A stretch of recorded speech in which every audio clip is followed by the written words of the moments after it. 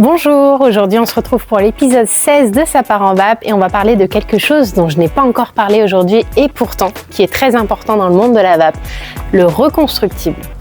Qu'est-ce que c'est globalement ? Le reconstructible, c'est le début de la vape. On pouvait faire déjà ses résistances soi-même et ça c'est le départ de tout du reconstructible. Une résistance, comme je vous l'ai déjà expliqué, c'est du fil résistif, du coton. Et bien là, le but, c'est qu'on achète son fil résistif ou ses coils, donc déjà enroulés tout près, avec ce coton à côté, et on assemble le tout. À savoir qu'il existe différents cotons et différents coils en fonction de vos besoins et de vos préférences. Différentes formes, matières, différents alliages pour plus ou moins de chauffe. Et donc ça va vraiment être en fonction des tests que vous allez faire, de vos besoins, si vous êtes plus vapeur ou team saveur. Pour faire du reconstructible, c'est pas inné. Il va falloir un petit peu d'expérience, regarder des tutos, venir en magasin. On peut vous faire le premier montage sans problème et tout vous expliquer, vous montrer exactement comment ça fonctionne et ça marche.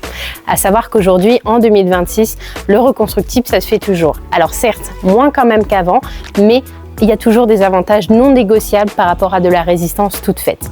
Ça va être surtout au niveau des saveurs qui vont être complètement différentes.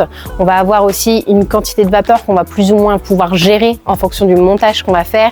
Et il y a aussi un côté économique. L'avantage, c'est que vous achetez des gros paquets de coton, plusieurs coils. Les coils, si c'est de la bonne qualité ou du fait main, vous allez pouvoir faire plusieurs mois avec et juste avoir besoin de changer le coton et bien sûr un bon entretien. Donc ça demande quand même un petit peu plus de temps, d'attention et de petits paramétrages, mais dans l'idée, c'est vraiment trop cool. Je vous ferai une deuxième vidéo où je vous explique exactement les différences entre les modèles. On en reparlera très vite. Je vous souhaite une bonne journée, j'espère que ça vous a plu et puis